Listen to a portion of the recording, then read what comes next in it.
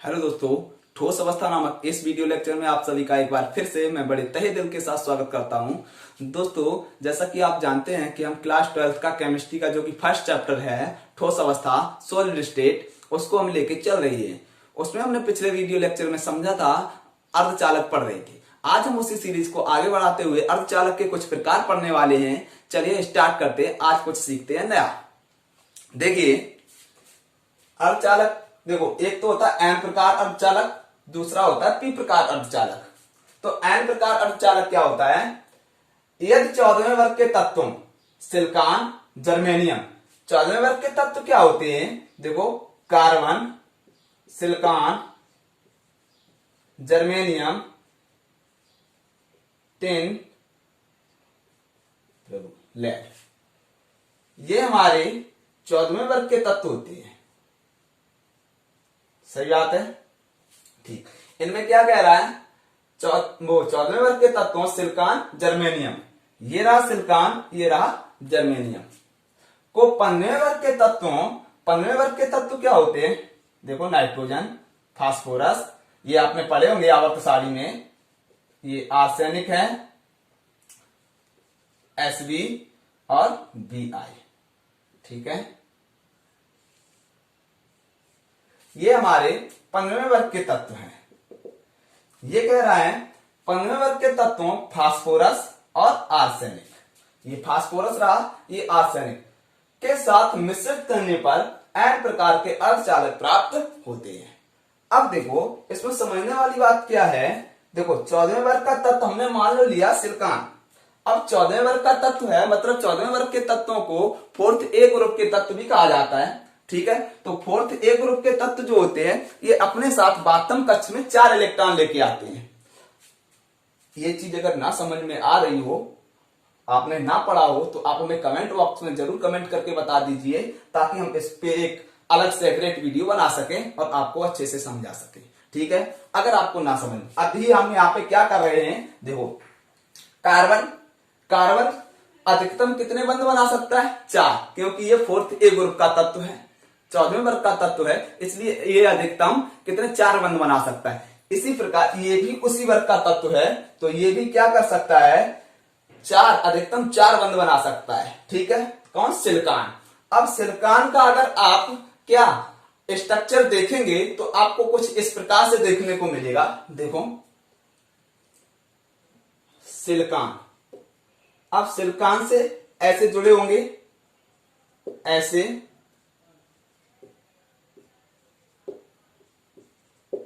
Silicon 4 ही बंध बनाएगा। जैसे कार्बन बनाता है उसी प्रकार सिलिकॉन भी 4 बंध बनाता है, क्योंकि एक ही ग्रुप के तत्व हैं, ठीक है। ये इस प्रकार इनके ये बंध, और आगे होगी सीरीज, जुड़े रहेंगे। यहां पे जितना अवेलेबल है हम उतना बता रहे हैं आप लोगों को। देखो सिलिकॉन का अगर स्ट्रक्चर देखेंगे तो कुछ इस प्रकार, देखो प्रत्येक वो सिलिकॉन क्या 4 बंध बना रहा है। देखो ये सिलिकॉन है 1 2 3 4, 1 2 3 4, 1 2 3 4, मतलब कि सिलिकॉन 4 बंध बनाएगा, ठीक है। अब क्या कह रहा है? सिलिकॉन और ये जर्मेनियम भी 4 ही बंध बनाएगा, चाहे इसको ले लो चाहे इसको ले लो आप। तो इस प्रकार से ये स्ट्रक्चर आपको देखने को मिलेगा। फिर कह रहा है इसमें 15वें वर्ग के तत्व फास्फोरस या आर्सेनिक, किसी को भी अगर हम मिलाते हैं, चलिए आप चाहो तो फास्फोरस मिला लो, आप चाहो तो आर्सेनिक मिला लो, क्या है इसमें अशुद्धि मिलाएंगे हम, ठीक है। तो जब हम इसमें मिलाते हैं, मान लो आर्सेनिक मिलाया, तो इसके स्थान पर क्या आर्सेनिक, एक सिलिकॉन की जगह पे मान लो आर्सेनिक आ गया, ठीक। अब ये आपको पता है कि 15वें वर्ग का तत्व है, 5th ए वर्ग का तत्व है, ये 4th ए वर्ग का तत्व है, तो ये 4 बंध बनाता है। और ये 5th ए वर्ग का तत्व है, तो ये अपने साथ में अंतिम कक्ष में 5 इलेक्ट्रॉन लेके आएगा। ये कितने 4 लेके आएगा, ये 5 लेके आएगा। तो इस प्रकार से देखो समझना। अब एक इलेक्ट्रॉन तो इसने यहां पे रख दिया, एक यहां पे, एक यहां पे, एक यहां पे। अब एक और इसके पास जो 5वां इलेक्ट्रॉन होगा वो इसके पास मुक्त रूप में रहेगा। मतलब कि 4 5 लेके आएगा, एक पांचवा जो इलेक्ट्रॉन होगा वो फ्री रहेगा। फ्री रहेगा मतलब मुक्त रहेगा।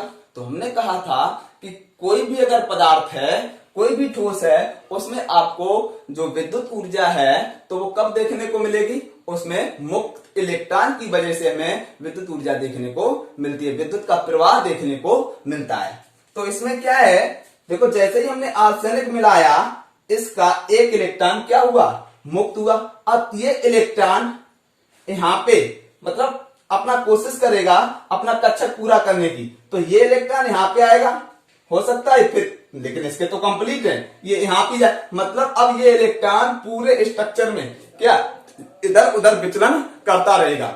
विचलन करने का मतलब क्या है, ये इलेक्ट्रॉन मुक्त रहेगा, इधर उधर घूमता रहेगा, और इस मुक्त इलेक्ट्रॉन की वजह से हमें इसमें विद्युत का प्रवाह देखने को मिलेगा।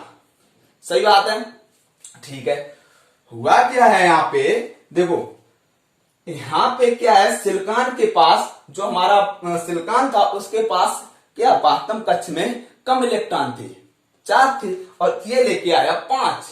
मतलब ये अधिक मजबूत है, मतलब ये अधिक शक्तिशाली है, और ये कम है, मतलब ये कम है ये ज्यादा लेके आया, और इसके पास कम इलेक्ट्रॉन थे, किसके पास, सिलिकॉन के पास। तो सिलिकॉन के पास जब इलेक्ट्रॉन कम थे तो सीधी सी बात, कम मतलब निगेटिव, ठीक है, नेगेटिव, इसलिए इसको एन मतलब नेगेटिव, एन प्रकार के अर्धचालक कहा जाता है। समझ में आ रहा होगा, उम्मीद करता हूं। अगर आपको समझ में ना आ रहा हो तो आप हमें कमेंट बॉक्स में कमेंट करके जरूर बताएं। अगर समझ में आ रहा तब भी आप हमें कमेंट बॉक्स में कमेंट करके जरूर बताएं कि आपको कैसा लग रहा है, ठीक है। तो फिर से ट्राई करते हैं क्या होता है। देखो 14वें वर्ग के तत्व कौन, सिलिकॉन या जर्मेनियम। हमने सिलिकॉन लिया, सिलिकॉन 14वें वर्ग का तत्व है, मतलब 4th A वर्ग का तत्व है, तो ये अधिकतम 4 बंध बना सकता है। इसके पातम कक्ष में 4 इलेक्ट्रॉन होते हैं, ठीक है। इसमें हमने क्या बोला, 15वें वर्ग के तत्वों फास्फोरस या आर्सेनिक, मतलब कोई सा एक ले लो, फास्फोरस मिला दो या आर्सेनिक मिला दो। तो हमने इसमें आर्सेनिक को मिलाया, आर्सेनिक 5th A वर्ग का तत्व है, मतलब 15वें वर्ग का तत्व है। तो क्या होगा, ये अपने वास्तव कक्ष में कितने 5 इलेक्ट्रॉन लेके आएगा। तो 5 इलेक्ट्रॉन लेके आया ये, तो 4 इलेक्ट्रॉन तो इसने क्या साझेदारी कर ली, बंध बना लिया सिलिकॉन के साथ। अब इसके पास एक इलेक्ट्रॉन मुक्त रहेगा। अब जो एक इलेक्ट्रॉन मुक्त रहेगा वो इधर उधर विचलन करता रहेगा, और जिसके कारण हमें उस पदार्थ में, उस ठोस में क्या विद्युत प्रवाह देखने को मिलेगी। तो सीधी सी बात है, हमने बताया था किसी भी ठोस में, किसी भी पदार्थ में हमें विद्युत कब प्रवाह नजर आती है, जब उसमें कोई मुक्त इलेक्ट्रॉन होता है, ये समझ लो आप, ठीक है। अब देखिए हम बात करते हैं पी प्रकार अर्धचालक। पी प्रकार अर्धचालक क्या होते हैं, देखो यदि 14वें वर्ग के तत्वों, वही 14वें वर्ग के तत्वों, ये 14वें वर्ग के तत्व हैं, कार्बन सिलिकॉन है ना। तो सिलिकॉन जर्मेनियम को इसमें से ले लो आप, वही सिलिकॉन सिलिकॉन सिलिकॉन, इस प्रकार से स्ट्रक्चर देखने को मिलेगा आपको, इस प्रकार से।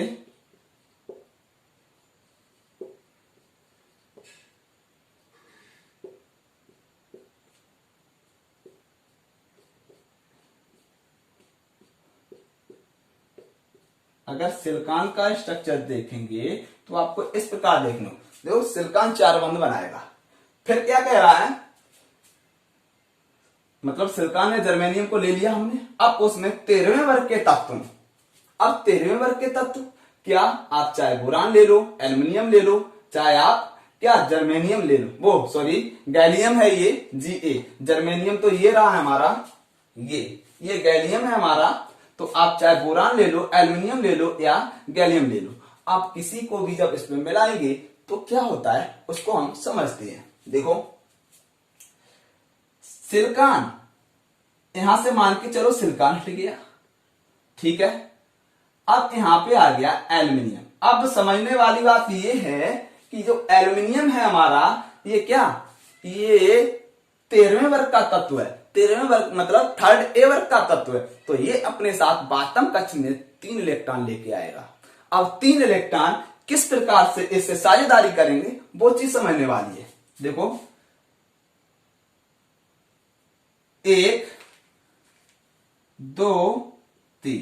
ठीक है, अब लेकिन सिलिकॉन कितने बंध बनाएगा? 4, 1 2 3 4। अब इस सिलिकॉन के पास एक इलेक्ट्रॉन मुक्त हो गया। किसी भी पदार्थ में मुक्त इलेक्ट्रॉन का होना ही उसमें विद्युत ऊर्जा का प्रवाह देखने को मिलता है, सीधी सी बात है। ठीक है, तो अब इसमें जैसे ये मुक्त इलेक्ट्रॉन हुआ, इसने तो बना लिया, ये 3 ही इलेक्ट्रॉन बातम कक्ष में लेके आएगा। ठीक है, अब इसके पास मुक्त इलेक्ट्रॉन है, अब ये मुक्त इलेक्ट्रॉन इधर से उधर गति करता रहेगा, जिससे हमें उसके अंतर्गत विद्युत का प्रवाह देखने को मिलेगा। सही बात है, उम्मीद करता हूं आपको समझ में आ रहा होगा। ठीक है, अगर समझ में आ रहा है तो एक बार लाइक जरूर कर दें। चलिए एक बार हम फिर से इसे रिपीट करते हैं। देखो क्या हो रहा है, यदि 14वें वर्ग के तत्वों सिलिकॉन जर्मेनियम 14वें वर्ग के तत्वों को 15वें वर्ग के तत्वों फास्फोरस आर्सेनिक के साथ मिश्रित करने पर एन प्रकार के अर्धचालक प्राप्त होते हैं। मतलब कि सिलिकॉन ले लो या जर्मेनियम, ये 14वें वर्ग के तत्व, इसमें आप 15वें वर्ग के तत्व मिलाएंगे, कौन? फास्फोरस या आर्सेनिक। जैसे ही आप इसमें मिलाएंगे तो आपको क्या देखने को मिलेगा? एन प्रकार के अर्धचालक, जो कि हमारा इस प्रकार से। क्यों? हमने बताया आर्सेनिक को मिलाने से इसमें हमें मुक्त इलेक्ट्रॉन प्राप्त होती है, सीधी सी बात। इसी प्रकार यदि 14वें वर्ग के तत्वों सिलिकॉन जर्मेनियम को 13वें वर्ग के तत्वों के साथ मिलाया जाता है, 13वें वर्ग के तत्व बोरान, एल्युमिनियम, गैलियम, ठीक है, के साथ मिलाया जाता है, तो पी प्रकार के अर्धचालक हमें प्राप्त होते हैं, जो कि इस प्रकार से कुछ नजर आएगा। एल्युमिनियम के आने से सिलिकॉन पे क्या एक मुक्त इलेक्ट्रॉन आ जाएगा, और मुक्त इलेक्ट्रॉन का होना ही विद्युत का प्रवाह कहलाता है। सही बात है, ठीक है। अब आप लोगों से क्या कहना है? हमें कहना ये है, अगर आपको ये जो 14वें वर्ग के तत्व, 15वें वर्ग के तत्व और ये 13वें वर्ग, ये जो चीजें नहीं समझ में आ रही, अगर नहीं समझ में आ रही है आपको, तो आप क्या कीजिए, आप हमें कमेंट बॉक्स में बताइए, तो हम आपका ये आवर्त सारणी पे एक सेपरेट वीडियो बनाएंगे, ताकि आपको समझ में आए। अगर समझ में आ रहा हो तो अच्छी बात, नहीं समझ में आ रहा तो आप हमें कमेंट बॉक्स में कमेंट करके जरूर बताएं। आज के लिए बस इतना ही। Thanks for watching my video और प्रेस द बेल आइकॉन। धन्यवाद।